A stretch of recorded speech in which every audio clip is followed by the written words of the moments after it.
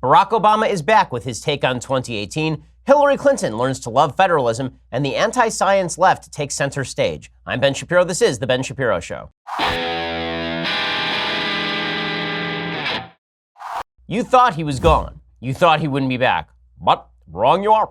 He's back.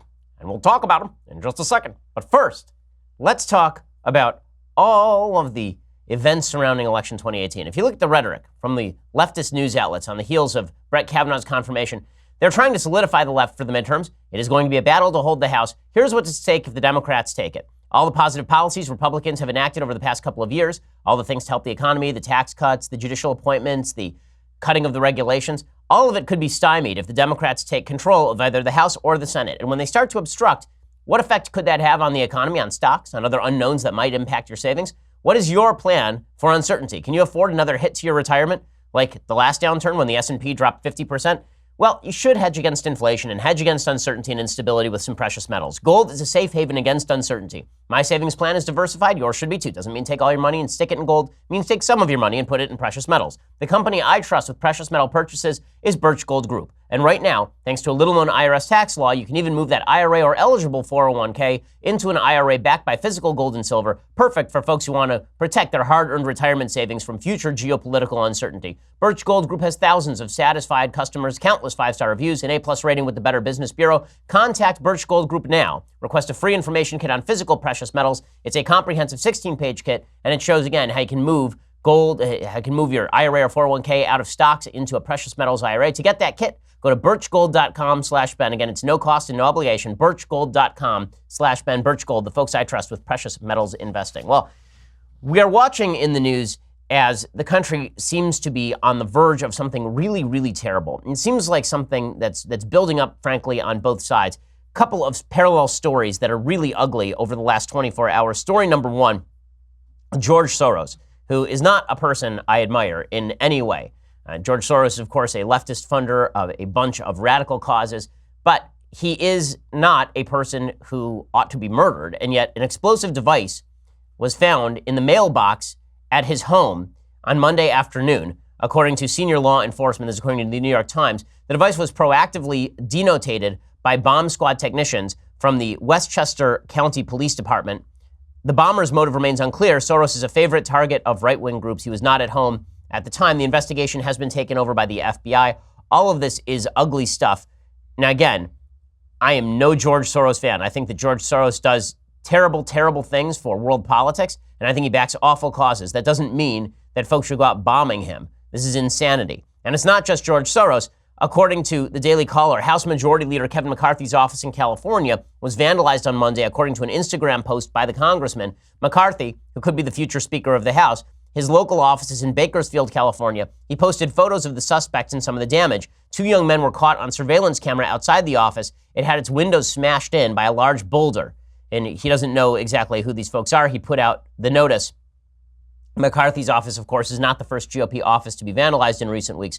A Republican Party office in Wyoming was intentionally set on fire 2 days after it opened in September. Vandals later hit the Metropolitan Republican Club on Manhattan's Upper East Side in October, smashing windows and spray painting anarchist signs on the doors. So all just wonderful stuff. And yesterday, there was a dangerous situation in Washington, D.C. A suspected intruder was shot after kicking down the glass doors at WTTG Fox 5 on Monday. He was previously known to both Fox executives and police. He had leveled threats against both previously. D.C. police responded to the building on Wisconsin Avenue in the Friendship Heights neighborhood, as officials say that the man had been shot in the station's lobby by an armed security guard after forcing his way through the glass doors. His name was George Odoms, and he apparently started walking directly toward the desk station in the direction of the main part of the building. At that point, the security guard shot the guy. He is in critical but stable condition. Apparently this guy has mental health issues, but the problem is that we now live in a society in which we don't know who has mental health issues and who is being politically motivated and who has mental health issues and is being politically motivated. We are living in an incredibly volatile time, and that's unusual because the economy of the United States is thrumming along. I mean, we're doing really well economically speaking. We're not in the middle of any major foreign crisis, and yet we're at each other's throats politically, and the bleeding edge of that fight is actually bleeding. I mean, the bleeding edge actually carries the possibility of serious violence. heating up of the rhetoric on both sides is obviously not a worthwhile cause, and yet that seems to be happening. Barack Obama, who was one of the contributing factors to the breakdown in social fabric in the United States during his presidency, he continued that crusade yesterday. He was campaigning in Nevada against Dean Heller, who's the sitting senator, and he just made clear that the sort of political polarization that he supposedly preaches against, he's actually very much for. Here's President Obama back on the stump for the Democrats, and he is saying that President Trump is a tin pot dictator. It is not a Democratic or a Republican idea that we are not supposed to pressure the Attorney General or the FBI to use the criminal justice system to try to punish political opponents. That's not how America works. That's how some tin pot dictatorship works. That's not supposed to be America. Okay, well, here's the problem, and this is really the problem with President Obama. You're going to see this repeated throughout his little speech that he gave yesterday in Nevada. Everything he accuses the right of doing, he actually did while he was in office. He says things like you're not supposed to influence the FBI, you're not supposed to influence your Attorney General. His own Attorney General, Eric Holder, called himself Barack Obama's wingman. That was Eric Holder, his own DOJ head, calling himself the president's wingman. The president is asserted executive privilege to protect Eric Holder from a Republican Congress over the Fast and Furious scandal. So this is just nonsense. And when the president says that you're not supposed to activate executive agencies to target political opponents, that's exactly what his IRS did. His IRS targeted conservative 501c3s, pro-Israel 501c3s. The evidence was extraordinarily solid in that case. The DOJ didn't do a serious investigation, nor did they prosecute anybody. So when the president says that President Trump is doing all this stuff, when Obama says that Trump is doing all of this stuff, just remember, President Trump is a reaction to President Obama. And the more you look at American history and history in general, what you really do see is that the nature of the human being is to swing from side to side, that we react to things that happen in our life. And we usually overreact to things that happen in our life. So we react to President Bush by putting in President Obama, then react to President Obama by putting in President Trump. But the pendulum, in order for it to start swinging less wildly, it takes a force of collective will. It takes all of us saying to each other, we are not going to allow this pendulum to swing quite as wildly as it has been in the past. If you look at the vacillations between the presidencies right now, I would say that if you looked back in the 1960s, like the difference between, say, LBJ and Richard Nixon on policy, what you were looking at was a vacillation that was semi-major but not enormous.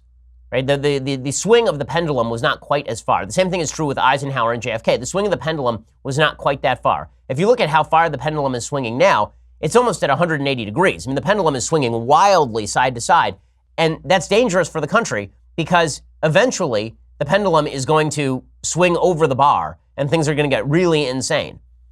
President Obama did not help that. This revisionist history where President Obama was a great peace bringer, this revisionist history where President Obama did not create conflict inside the United States, where he was a unifying figure as opposed to a polarizing figure, that is just a lie. When he was elected, maybe he was a unifying figure for 5 minutes, and then he proceeded to govern as an extraordinarily far-left guy, and then he also proceeded to polarize the country along ethnic, racial, and sexual lines.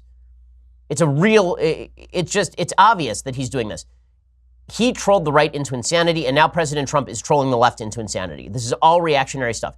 Here's President Obama. Again, he's such a troll. He's such a troll. When people accuse President Trump of being a troll, I'd like to remind folks, the first presidential troll was Barack Obama. Here's President Obama trolling people in Nevada yesterday, saying that he was very committed to the truth as president of the United States.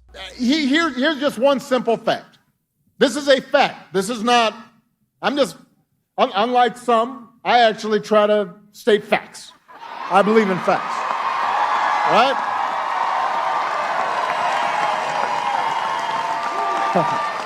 I believe in a fact-based reality and a fact-based politics.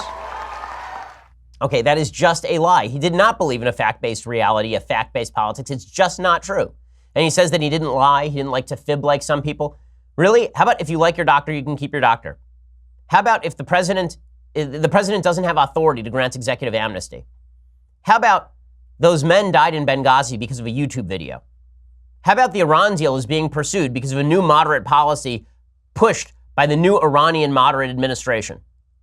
The president lied every 5 seconds. Barack Obama was a congenital liar while he was in office, and he was replaced by a guy who doesn't have tremendous regard for the truth either. Again, reaction in American politics is almost completely proportionate. Barack Obama was very far to the left, and Donald Trump is his funhouse mirror image. And when Barack Obama says things like he tries to state facts and Donald Trump just goes out there and he lies all the time, it's just not true. I like when he says that he's based in facts. This is a president of the United States who took Title IX of the Civil Rights Act, which said you're not allowed to discriminate against women, and tried to apply that to men who believe they are women, saying that this was somehow fact-based. Almost nothing that Barack Obama did was fact-based. Almost nothing he did was fact-based. And this is why so many people reacted to Barack Obama. They said, listen, if facts don't matter to the left, well, maybe they don't matter to us either. All that matters now is victory, because that was the mentality of the left. The mentality of the left was that slandering George W. Bush as a war criminal was fully justified in order to get Barack Obama elected, that slandering John McCain as George W. Bush Part 3 was totally fine so long as it got Barack Obama elected, that slandering Mitt Romney as a dog-killing, evil genius who gave women cancer specifically so that he could fire their husbands, right? That was totally fine so long as he won. That Harry Reid was fine in saying that Mitt Romney didn't pay his taxes because, after all, they won. This stuff does not spring from nowhere in American politics. Evil in American politics, the nastiness of American politics, did not spring out of the ground full-blown like Athena out of Zeus's head. That's not the way this works. Barack Obama was the progenitor of Donald Trump. Barack Obama was the predictable forebear of Donald Trump in retrospect. In a second, we're going to give you some more of Barack Obama's propaganda. And the fact that the left doesn't even acknowledge any of this is one of the reasons why the right continues to act the way the right is acting. We'll get to more of that in just a second. First, I want to talk about what you are doing for the sheets in your bed. Okay, the fact is that when you think about your sleep quality, you rarely think about your sheets. You think, okay, well, I can just go down to the local Bed Bath & Beyond. I can pick up the cheapest set of sheets they've got, and it will be perfectly adequate. Wrong you are. That is not the way this works. You need supremely comfortable sheets. And the best sheets you can buy, the best sheets on the market, are Boll & Branch. Everything Boll & Branch makes, from bedding to blankets, is made from pure 100% organic cotton. It means it starts out super soft. They get even softer over time. You can buy directly from them, so you're essentially paying wholesale prices. Luxury sheets can cost up to $1,000 in the store. Boll & Branch sheets are only a couple of $100. Everyone who tries Boll & Branch sheets loves them. That's why they have thousands of 5-star reviews. Even 3 U.S. presidents sleep on Boll & Branch sheets. Shipping is free. You can try them for 30 nights. If you don't love them, send them back for a refund. You're not going to want to send them back. They are that comfortable. To get you started, right now, my listeners get $50 off your first set of sheets at bollandbranch.com, promo code Ben. Bollandbranch.com, promo code Ben, for $50 off your first set of sheets. These sheets are so comfortable, I actually tossed out all of our other sheets. We only own Boll & Branch now. That's how good they are. BOLLNbranch.com, promo code Ben. Use that promo code Ben to get $50 off. So Barack Obama is a great reminder as to why Donald Trump is president. And then he tried to take credit in Nevada last night for the way the economy is growing. Now, let's be clear. The stock market did climb under Barack Obama because it fell to all-time lows under Barack Obama also. Right? You'll recall that the economy collapsed in late 2008, right before the election. That wasn't on Obama. And then it continued to collapse until early 2009. And then it started to recover. And then we had the slowest peacetime recovery in American history. I mean, I'm old enough to remember when folks were saying things like a 4% GDP growth rate is no longer possible for the United States. And now we have had that for a couple of quarters in a row. I'm old enough to remember when people said that the manufacturing sector in the United States was doomed to failure. That obviously is not true. When folks were saying that the stock market was going to top out where Obama left it, that obviously was not true. That job creation was going to top out. That obviously was not true. There's no question the economy is growing faster under Donald Trump than it was under Barack Obama. It is superheated under Donald Trump in a way that it was not under Barack Obama. Again, very, very slow recovery under Obama. And whatever recovery is due to Obama, you really can only attribute for the first couple of years. Because after that, it was the Republicans stymieing every budget that Obama tried to propose. Obama passed one budget in 8 years. Republicans rejected every budget proposal Barack Obama ever made. And yet here's Barack Obama saying that if anybody gets credit for the economy, it's him. Now, listen, I'm never a fan of crediting the president with the economy. I think the economy is too complicated for that. I usually think that it has more to do with a predictable policy emanating from the halls of Congress. The fact is that since Republicans were elected in 2010, we've had a consistent rate of growth in the United States economy, accelerating when they didn't have to battle it out with Barack Obama over regulatory policy. If you actually want to attribute economic growth to any one body, give the credit to Paul Ryan, Mitch McConnell, and all the other Republicans who have been instrumental in the formation of policy under Obama and under Trump. But here's Barack Obama trying to take credit for himself. We got the economy growing again. We started the longest streak of job creation on record. We covered another 20 million people on health insurance. We brought housing back here in Nevada. We cut our deficits by more than half, partly by making sure the wealthiest Americans, folks like me, paid their fair share of taxes. Okay, we did not cut the deficit in half. So let's stop it right there. When he says we cut the deficit in half, what he means by that is that he blew out the deficit in his first year, and then the deficit numbers went down the next couple of years. And the reason that that is cutting in half, that's like saying, you know what I did last month? Last month I went $10,000 over my credit card bill. This month I went $5,000 over my credit card bill. I just cut my deficit in half. That's what he's talking about. That's not cutting your deficit in half. I mean, technically, it sort of is, but not really, considering that you're still blowing out the spending. But again, Barack Obama was the creator of the Trump phenomenon. For the left to refuse to acknowledge this, putting him out on the campaign trail, it's such a mistake. But this is the thing.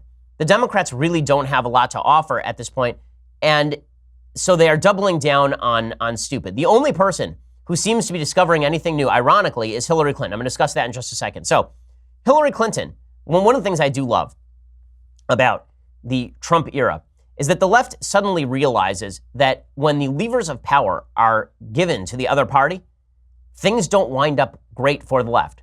So the left is all in favor of federal power as long as it's Barack Obama in charge. When it's President Trump in charge, suddenly they discover federal power is bad. Now, I'm pretty consistent on this. I think federal power sucks all the way through. I think the first rule of good governance is don't create a weapon that can then be wielded by the other side. Now, folks on the left are for gun control. You know what I'm for? I'm for federal power control. You reduce the amount of federal power available to anyone, and then you are not going to have to worry about the federal power being used against you. One of the great ironies, though, is that Hillary Clinton, one of the great advocates of federal power of the modern era, she is now discovering federalism again. Amazing how this works. Donald Trump comes along, suddenly Hillary Clinton and the left are discovering that states are kind of great. Here's what she tweeted yesterday. A reality of a Supreme Court with a right-wing majority is that the states are a new important front in protecting civil rights, especially the rights of the most vulnerable among us. Is that really a new important front in protecting civil rights? Or does it turn out that the states were always an important front in protecting civil rights? Now, folks are going to say, well, think about the fact that states were responsible for Jim Crow. That's true. It was also states that were responsible for failing to abide by the Fugitive Slave Act in the 1850s, leading to the Civil War. The federal government was trying to force states in the North to abide by the Fugitive Slave Act. States in the North were refusing to abide by the Fugitive Slave Act. States are only as good as the people who comprise them, and their policy is only as good as the people who comprise them. The one thing that is certainly true is that the United States, as a mixed state and national system, as it is put in Federalist 39, as a mixed system, state governments are designed to preserve the centrality of locality in American jurisprudence. And the fact that the left is only now realizing this as soon as somebody who's in office they don't like is at the head of the federal government demonstrates just how dishonest they are. Because here's the thing. Hillary Clinton and her ilk, if they ever got in charge again, how long do you think they'd stick by the states' rights proposal? How long do you think they'd be in favor of states' rights? The answer is 5 seconds. 5 seconds. Right? The left is just dishonest about all this stuff. The same left that proclaims that Donald Trump is dishonest, this is dishonest. When Hillary Clinton says she likes states' rights, no, what Hillary Clinton means is that she wants to use any obstacle to prevent President Trump from governing, but she doesn't actually believe in states' rights. If she actually believed in states' rights, then presumably she'd want a devolution of authority to the states from the federal government across the board, including if she had been president. We all know that that was never going to happen. Instead, the truth is, what Democrats really want is to copy the policies of Scandinavian countries where people forget to tell you this, but the policy in Scandinavian countries is not just a massive social welfare state, is a massive social welfare state paid for by enormous, unbelievably high taxes. The taxes in places like Denmark and Norway, 50 to 60% on everybody making more than 50 or 60 grand a year. And we're not talking about taxes on just the wealthy. Even folks on the left are not willing to be honest about what exactly it would take to pay for all the crap that they are talking about. Instead, what they will do is they will just kick the can down the road. So what exactly are they proposing?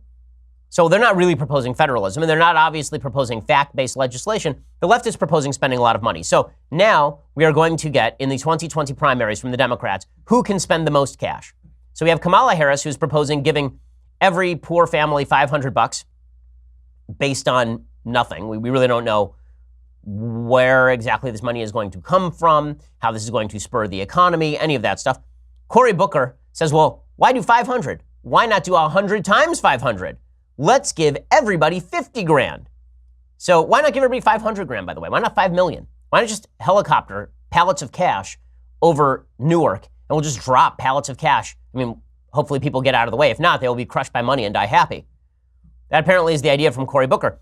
So according to Vox, which is the repository of all things stupid, that's not to say that everybody at Vox is stupid. There's some intelligent folks at Vox, although why they remain there is beyond me. Senator Cory Booker is introducing a bill aimed at closing the gap between rich and poor. His idea is to give lower income kids a sizable nest egg, nearly 50 grand in some cases, that they could use for wealth building purchases like a down payment on a house or college tuition. These opportunity accounts would theoretically make sure all children have significant assets when they enter adulthood, rather than just those who grew up in wealthier homes. Well, you know what? This particular proposal relies on people to use money well. You know what else relies on people to use money well? Basic reason and free markets. So dropping cash on people without actually using that cash for good purposes is counterproductive. We're going to get to some more of the Democratic agenda, the reason-based Democratic agenda Barack Obama talks about in just 1 second. First, let's talk about your underwear. So dudes, fall is here, and as you switch out your wardrobe, don't neglect the undies. Now is a perfect time to upgrade or restock your drawers with all new fall colors and prints from Tommy John. Tommy John obsesses over every little detail and stitch. They use proprietary fabrics that perform like nothing you've worn before. As a result, Tommy John's men's and women's underwear, they sport a no wedgie guarantee, comfortable, stay-put waistbands, and a range of fabrics that are luxuriously soft, feather light, moisture wicking, breathable, and designed to move with you, not against you. That means no bunching, no riding up. Tommy John is so confident in their underwear, if you don't love your first pair, you can get a full refund with their best pair you'll ever wear or its free guarantee, so you really don't have anything to lose. That includes their new life-changing women's underwear, which are now fully back in stock. Hurry to TommyJohn.com/Ben right now. Get 20% off your first order. The underwear are fantastic. I am wearing them right now. I have many pairs of Tommy John underwear because they are so good. That's TommyJohn.com/Ben for 20% off. One of the great things about these underwear, by the way, is that no matter how many times you put them in the wash, they still operate. They don't fall apart at the drop of a hat. Go to TommyJohn.com right now, TommyJohn/Ben for 20% off. Okay, so the Democratic fact-based agenda now revolves around Kamala Harris offering everybody $500 and Cory Booker offering everybody $50,000 paid for by, Okay, here is what the American Opportunity Accounts program would look like. Every child upon being born would be given an account seeded with $1,000. Every year through the tax code, children would receive up to an additional $2,000 deposit depending on family income. Funds would sit in a low-risk account managed by Treasury with roughly 3% annual returns. Account holders may not access the money until they reach age 18, and the only allowable uses are education, homeownership, and retirement. Okay, so in other words, we are just going to basically buy a house and an education for you paid for by, nobody really knows. Okay, so that's really great. You know, it's another way of doing this, actually. If you actually want to help young people, you know, it's another way of doing this. Privatizing Social Security. Because that's basically what he's talking about here. He's basically talking about taking people's retirement savings and putting them in an account for them, a lockbox for them, for many, many years, and then giving them to them much later. It all sounds great, except for exactly how this money is going to be generated. And folks on the left never talk about how the money is generated. They just talk about free money. So part one of the Democrats' new agenda is apparently, according to Hillary Clinton, federalism. So congratulations to all of us. That's been around for a couple hundred years. Now Democrats are discovering it. Part two is give people lots and lots of free money. And part three is hating science. Okay, so part three is science is stupid and we don't need it anymore. So yesterday, we talked at length about this new proposal from the Trump administration to define sex as, you know, the dictionary definition of sex. Like there are males and females. And we talked about the left's weird attempt to separate gender from sex and then to retroactively conflate sex and gender. They're exactly the same thing. And they're really pushing this hard now. There's a person named Jennifer Finney Boylan who's a genetic male, which is to say a male human, and has had a bunch of surgeries and now considers himself female. The piece in the New York Times is called "Trump Cannot Define Away My Existence." And this is so weird. I love this argument from the left. You can't define away my existence. You literally define away the existence of millions of unborn children every single year. They don't exist according to you. Now, transgender people exist according to me, but that does not mean that they are actually members of the sex to which they claim membership. Right? I can fully acknowledge that people who suffer from the mental disorder known as gender identity disorder or gender dysphoria, those people exist. Of course they exist. I mean, they're there. I know some of them. Like, okay, that's not the same thing as saying that you are actually a woman if you say that you are a woman. And again, there's no objective evidence, there's no objective test I can use to determine that you are a woman if you say that you are a woman. But here's the piece in the New York Times, the anti-science piece of the new Democratic agenda, Feelings Over Fact. Here is this piece by Jennifer Finney Boylan. I was surprised to learn on Sunday morning that I do not exist. Well, that's weird. She says, this will come as sad news to my children, to whom I've been a mother for over 20 years now. Well, presumably you were a father at one point to your children. It will come as a shock to my wife, too, to whom I've been married for 30 years. It would have been a disappointment for my mother as well, the conservative evangelical Christian Republican who, when she learned I was transgender 2 decades ago, said I would never turn my back on my child, and then quoted 1 Corinthians, these three remain, faith, hope, and love, but the greatest of these is love. Okay, that's fine, but it also says in the Bible that male and female, he created them. So, I mean, if we're going to selectively quote the Bible, you may as well quote the whole thing. It has been a hard life for me these last 60 years, but on the whole, I have felt grateful for the many blessings that have come my way, and being trans not least. It is so disappointing then, and more than a little embarrassing, to learn I'm imaginary, a creature no more real than a cyclops or a hippogriff. No, again, you're a real human, but you're not a real woman. You know why? Because you are not genetically a real woman.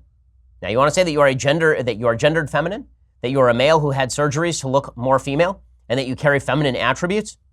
That is accurate. That is accurate use of language. It is not accurate use of language to say that you're a female. On Sunday, news broke that the Trump administration seeks to narrowly define gender as an immutable condition determined by genitalia at birth. Well, actually, they were defining sex that way. And then you guys conflate sex and gender, so you say it's the same thing. I admit I'm reluctant to react to this latest cruelty, which is obviously just one more cynical move clearly designed to stir the pot ahead of the election. Trans people are the latest conservative whipping girl, like African Americans in the 1950s. Or gay people in the 1990s and 2000s. Nope. Gay people can objectively claim to be attracted to members of the same sex.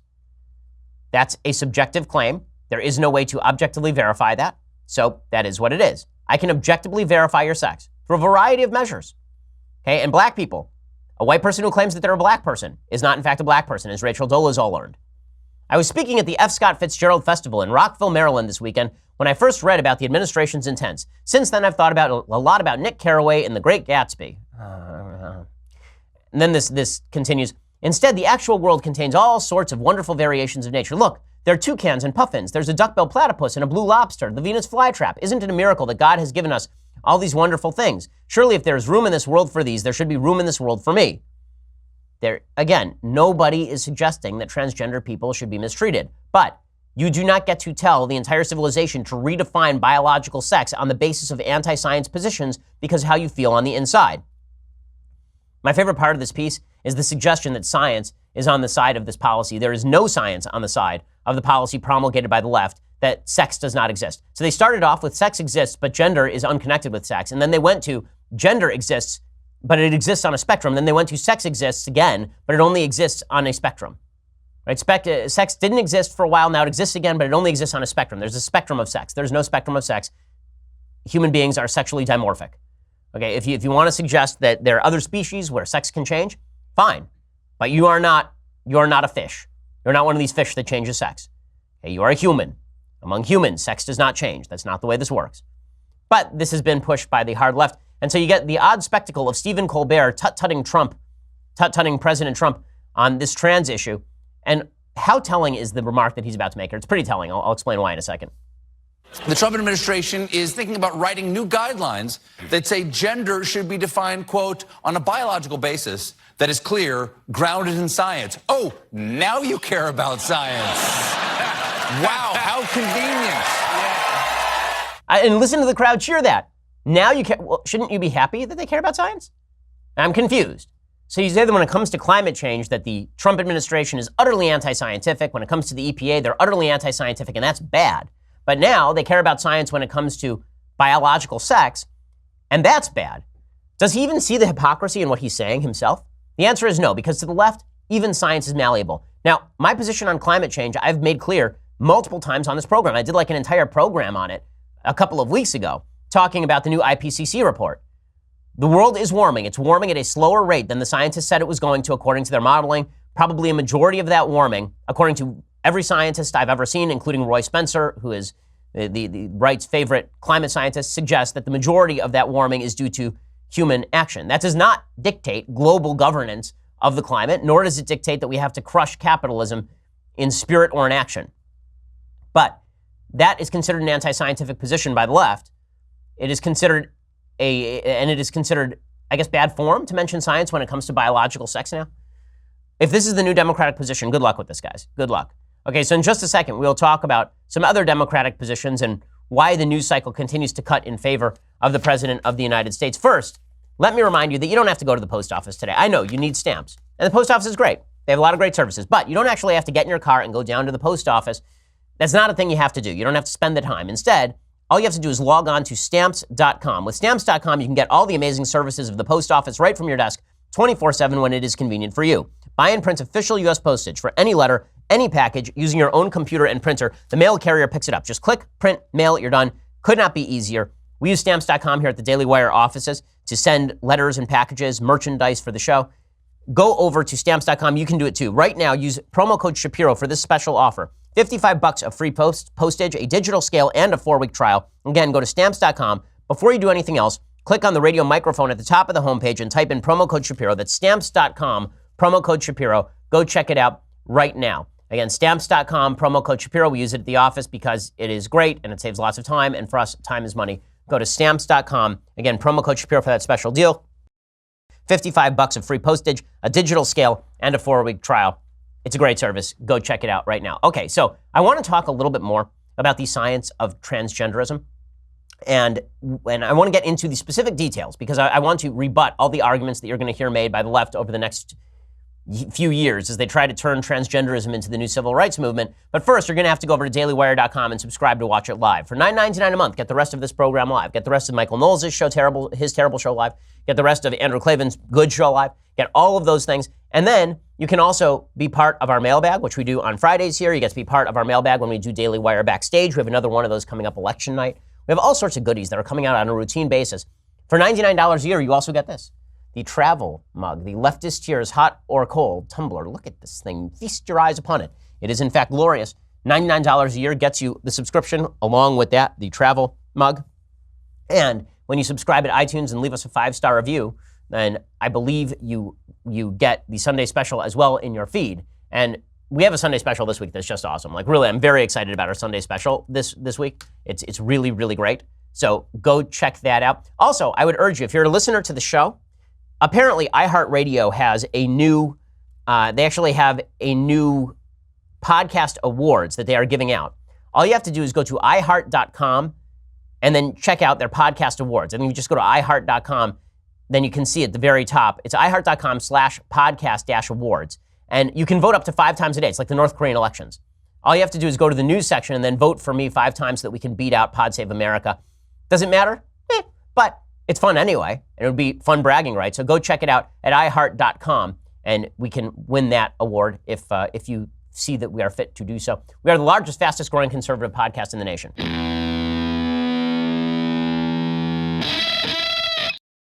So how stupid is the left's agenda with regard to the anti-science nonsense pushed by the transgender movement? This is an actual tweet from New York Times Science. The idea that a person's sex is determined by their anatomy at birth is not true, and we've known that it's not true for decades. Okay? Well, realistically speaking, I suppose that's not true only in the most narrow sense. It is determined by chromosomes, right? It's determined by genetics, and theoretically you could have some sort of birth malformation when you are born that leaves you bereft of the genitalia that match up with your actual genetics. So I guess in the very narrowest sense it's true, but the idea that that means that sex is on a spectrum among humans is just stupid. I love this headline though. Anatomy does not determine gender, experts say. Right, genetics determines gender. I love this. Researchers who have studied gender issues and provided healthcare to people who do not fit the typical male-female pigeonholes, as though they are just created by society, said that the Trump administration's latest plan to define gender goes beyond the limits of scientific knowledge. The idea that a person's sex is determined by their anatomy at birth is not true, and we've known that it is not true for decades, says Joshua Safer, an endocrinologist and the executive director of the Center for Transgender Medicine and Surgery, of course, at the Mount Sinai Health System in New York. You want to talk about ascientific stuff? Okay, talk about whether there are beneficial effects to transgender surgeries over time. Okay, there is not good evidence to suggest that the end effect over the course of decades is actually significantly superior to no surgery, and yet this has become part of the transgender movement shtick. Now, let me be clear. We live in a free country. You want to go carve up your own genitals? That's your problem, right? You can find a surgeon who's willing to do that for you. Go for it. It's a free country. But let's not pretend that the science is on the side of all of the claims that are being made. I love this. Buried down in this article, they say, genetics does play a role, though. Oh, you think? Oh, you think? So it's by the way, you know how you know that it's not just genitalia? Because if a male were to have his twig and berries physically removed in some sort of accident, he would still be a male. Yet if he intends to do so in a surgery, we are now supposed to consider him a female. Okay, that is not logical. I want to talk for just a second about the sort of propaganda that's been promoted on this issue, and it really is insane propaganda. So the notion that is pushed by the left that transgenderism is not a mental disorder is completely ascientific. Okay, now what the left does is they like to cite things like the Diagnostic and Statistical Manual, because the DSM-5 suggests that gender identity disorder is no longer a mental disorder. Instead, what the DSM-5 says is that a mental disorder is a, quote, syndrome characterized by clinically significant disturbance in an individual's cognition, emotion regulation, or behavior that reflects a dysfunction in the psychological, biological, or developmental processes underlying mental functioning. Now, this is the funny part. Socially deviant behavior and conflicts that are primarily between the individual and society are not mental disorders unless the deviance or conflict results from a dysfunction in the individual as described above. So in other words, if you have something that makes you think that a pink elephant is stalking you, unless this makes you feel bad, this is not actually a mental disorder, according to the DSM. The definition makes it's making clear room for politically correct posturing, right? If I am having a significant problem in and of myself, all I have to do is blame it on society's intolerance, and it is no longer considered a mental disorder. Okay, so if you are suicidal because you're a man who believes he's a woman, the DSM can still find a way to blame that on society. All you have to say is the reason I'm suicidal is because people are mean to me in society, not because I've suffered with this terrible conflict inside my brain for my entire life. Right now, it's society's fault. This is how the DSM-5 avoids the obvious implication that if you're a man who believes you're a woman, you have a mental disorder. By the way, if you're a fat person who believes you are skinny, or a skinny person who believes you are fat, we all acknowledge you have a mental disorder. If you're a skinny person who believes you are fat, it's called anorexia. It's dangerous and it's a mental disorder. If you're a person who believes that you do not need a left arm, right, this is something called body dysmorphia. This is a mental disorder. But if you're a man who believes you're a woman and you don't need your penis, then it's not a mental disorder, it's society's fault. You explain that one to me. Okay, none of this has anything to do with science.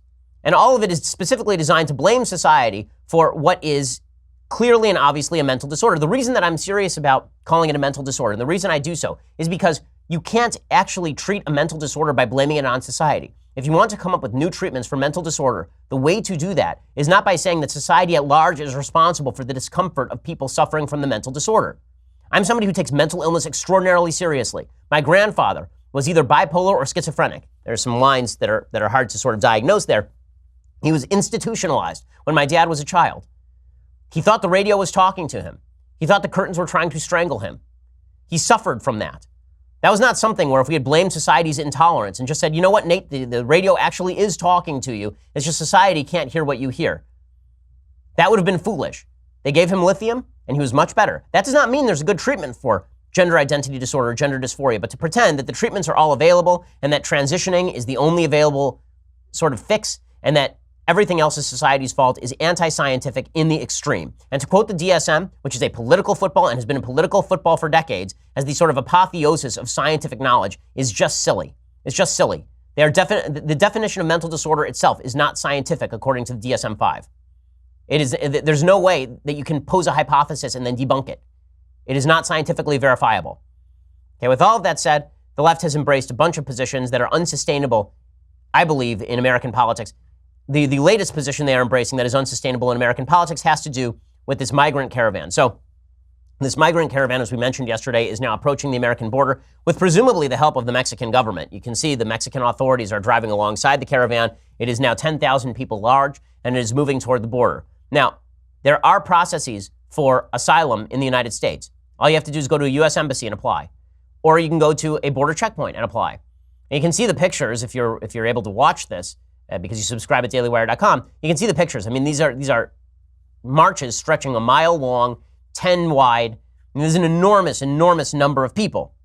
Well, President Trump, he got himself into trouble yesterday because he said, listen, there's some bad people who are coming in this caravan. Now, are there bad people coming in the caravan? Who the hell knows? The answer is we don't know the answer to that. Right? Presumably, some of those people are bad. Presumably, many of those people are not bad. But the answer is we don't know who they are. So how can we possibly open our borders this way? What's happening right now as a large group of people, they call it a caravan. And in that caravan, you have some very bad people. You have some very bad people. And we can't let that happen to our country. Okay, so, he's maybe right, maybe he's wrong, but we don't know. Now, what the left proclaims that we should let all of these people in, presumably, but then why not let in the next caravan or all caravans? Does everyone who wants to come to the United States because they're coming from a bad situation have the right to come into the United States? Now, I am pretty libertarian when it comes to people who are immigrating for employment reasons. This is why I think that we ought to let in more people through legal immigration methods in the United States. But let's recognize something. The social structure of the United States is not the same in 2018 as it was in 1907. The reason I use 1907 is that's when my ancestors got here. The comparison here is not between the ethnicities of the folks showing up. I don't care about ethnicity. I really don't. It makes no difference to me. The question is, what is the social system that people are being integrated into? When my great-great-grandparents got to the United States, when they got here in 1907, and they arrived on the boats, they spoke Yiddish and had no money. There was no social safety net. They were immediately thrust into a capitalist economy where they had to learn English, and they were forced by circumstance into assimilating, specifically so that they could operate in the economy of the United States and become good American citizens. There were people who left stuff behind in their home country to come to the United States so that they could actually live a better, more adventurous life. Now, I think a lot of immigrants still want that. But the fact that we have a social safety net that picks up after everybody, the fact that if you have a baby in the United States, that baby is now an American citizen, and you can take advantage of all of the benefits of American citizenship, that there are all these, tremendous social safety nets available to you, means we have to be a little bit more circumspect about who we let in the country. And again, citing the Scandinavian countries, the Scandinavian countries are really tough on immigration. They're very tough on immigration. And they should be, because the richer your social safety net, the more folks are going to want to take advantage of it. And let's not pretend that there's no anti-American animus in this caravan. There clearly is. And you can look at some of the pictures. Right? So some of the folks who are marching were carrying the Honduran flag. So this one, I believe, is actually from Honduras. Let's go back to the Honduran flag one. So you can see at the front of this march, there are people who are carrying the Honduran flag. Now, the claim of the caravan is that these are people who are attempting to escape from Honduras. Honduras is a bad place, right? It's a place where they can't live the life they want to live. It's a place of little economic opportunity. So why are you carrying the flag of that place? When Cuban refugees got onto 1950 Chevys, inflated the tires, and tried to float their way to Florida, they weren't carrying a Cuban flag when they arrived on American shores. They were trying to escape Cuba. That was sort of the point. If you're marching from Honduras to escape Honduras, why are you coming here with a Honduran flag? When my ancestors got here, they weren't carrying a Russian or Lithuanian flag. Okay, they came to the United States ready to carry an American flag. That is the point. This idea that you can assimilate all cultures, including people who forcibly do not want to be assimilated, in a social safety net society is just not accurate. And yet that's what Democrats continue to promote. I mean, over in Honduras, by the way, in support of the migrants, they've been burning American flags at some of these protests. This is a famous picture going around yesterday. Somebody painted a swastika on the American flag and then burned it. So then why do folks want in? America's Nazi Germany is not really a great pitch as to I also want to enter there. That push, again, it leads folks to the position that President Trump has taken, where he says he's a nationalist, not a globalist. Now, President Trump said this at a rally yesterday, that he's a nationalist, not a globalist. I've distinguished between nationalism and patriotism. I'm not a big nationalist in the sense that I don't think that simple borders and living in the same place is enough of a rationale for you to be enthused. I think that instead you actually have to be about ideas. But what he's reacting to is the left's focus on globalism. The left's belief that there should be no borders, that people should be able to cross willy-nilly into the United States and never assimilate, because multiculturalism is the way to go. You want to know why President Trump is popular? It's because of this. A globalist is a person that wants the globe to do well frankly, not caring about our country so much. And you know what? We can't have that. You know, they have a word. It sort of became old-fashioned. It's called a nationalist. And I say, really, we're not supposed to use that word. You know what I am? I'm a nationalist, okay? I'm a nationalist. Okay. The reason that you're not supposed to use the word nationalist typically is because it's largely been connected with repressive regimes who are focused in on commonalities in ethnicity and culture as opposed to commonalities in ideas. But if he is posing sort of American interests against folks who want inundation of our borders, then that's perfectly rational. That's perfectly rational. Okay, so it's time for, are we up to some things I like and things I hate? Is that where we are? Okay, so let's do some things that I like and some things that I hate. So things that I like today. There's a book that was recommended to me by Andrew Klavan. I've been going through kind of Drew's reading list. It's called The Last Supper by Charles McCary, and it's a really good sort of action thriller dating all the way back. It's sort of a Cold War thriller that dates all the way back to the 1920s and then carries forward through the Vietnam War. It's really worth the read. It's really well written, and I'm sort of a devotee of action thrillers, at least old-fashioned ones. One of my favorite books is The Day of the Jackal by Frederick Forsyth, which is the best action thriller in the history of literature. It's so good.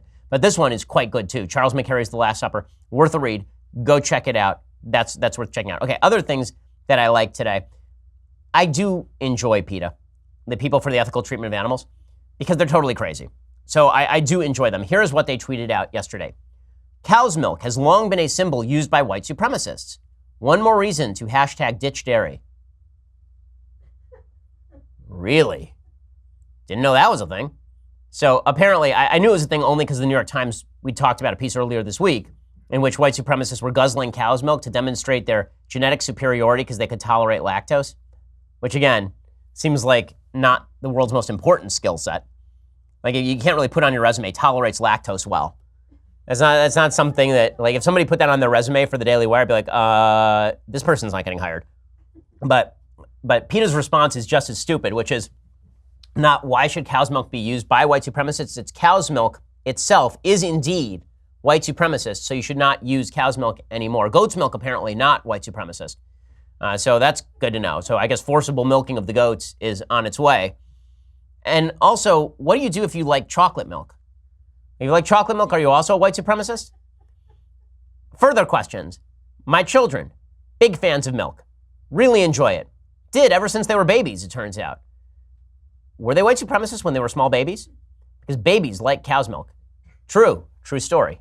So, PETA, doing yeoman's work and demonstrating just how insane they are each and every day of the week. Well done, PETA. Okay, time for a couple of things that I hate. Okay, thing number one that I hate. A new study, 25% of students say they were traumatized by the 2016 election. Researchers surveyed Arizona State University students around the time of President Trump's inauguration in 2017. Some had stress scores on par with that of 7-month follow-ups to school shooting witnesses. 25% of the 769 students reported clinically significant levels of stress. Women, Black, Hispanic, non-Christian students reported higher stress. So apparently, they now say that they are suffering basically from post-traumatic stress disorder. Not kidding. This is actually what they're saying. So they're saying that they suffer from PTSD, a quarter of these students. They found it so traumatic, they now report symptoms of PTSD according to the study. So things that caused PTSD for young people in the past. 1910s, World War I, trench warfare. 1920s, aftermath of World War I and trench warfare. 1930s, the Great Depression and mass starvation. 1940s, World War II. The 1960s, the Vietnam War. The 1970s, vast social unrest, bombings in the United States. 2018, you lost an election. Oh, you pansies. I prescribe to you, take some avocado toast and call me in the morning. Like really, PTSD from an election. Listen, when John Kerry was poised to win in 2004, I was living in Cambridge, Massachusetts, because I was going to Harvard Law at the time. And while I was there, John Kerry was supposed to speak just down the road. The entire town was abuzz because John Kerry was going to be the next president. I went to Tower Records, which used to exist. It used to be a place, kids. And Tower Records was a place where they sold this thing called CDs. And CDs were these things that had music on them and you played them. So I went over to Tower Records in Harvard Square and I bought myself Mozart's Requiem. and prepared for a deep, depressing evening. As it turns out, the 2004 election was great, but I was prepared. Was that PTSD? No, it wasn't. And come on, man up, come the hell on. If this is the generation we are reliant upon, no. I think we're all screwed. I think it's fair to say we're screwed. If a quarter of all humans were, a quarter of all students were stressed to the level of PTSD, yeah, we're jacked. The United States is over. Okay, other things that I hate. This is actually a thing that I like. So Amy Schumer confirmed that she was pregnant. And she tweeted out, Chris, she's married, Chris and I are thrilled and almost positive he's the father, which is funny. Okay. Well, I'd like to make a quick point. I am extraordinarily excited and happy that Amy Schumer has a meaningless cluster of cells in her womb. Could not be happier for her about this meaningless cluster of cells in her womb. Now, do I believe it's a meaningless cluster of cells? Of course not. That's the point. I think it's a baby, which is why it makes sense for me to be happy when people are pregnant. What makes less sense is the idea that I can be happy about this meaningless cluster of cells in my womb if it's me, but if it's somebody else, I have no way to be happy for them because what do they think? Maybe they think it's a meaningless cluster of cells. Presumably, if Amy Schumer wanted to abort this cluster of cells, it would just be a cluster of cells. The same people who say that we are erasing transgender people by saying transgender people exist but are not members of the opposite sex, which is biologically true, say that babies don't exist because they are meaningless clusters of cells. Embryos are just meaningless clusters of cells, which is both anti-scientific and erasing human beings. So there's that. Okay, you know what? That's enough for today. I'm ready to leave. So we're gonna do another show tomorrow. We'll be back here then. I'm Ben Shapiro. This is The Ben Shapiro Show. The Ben Shapiro Show is produced by Senya Villarreal, executive producer Jeremy Boring, senior producer Jonathan Hay. Our supervising producer is Mathis Glover, and our technical producer is Austin Stevens. Edited by Alex Zingaro. Audio is mixed by Mike Caramina. Hair and makeup is by Jesua Alvera. The Ben Shapiro Show is a Daily Wire Forward Publishing production. Copyright Forward Publishing 2018.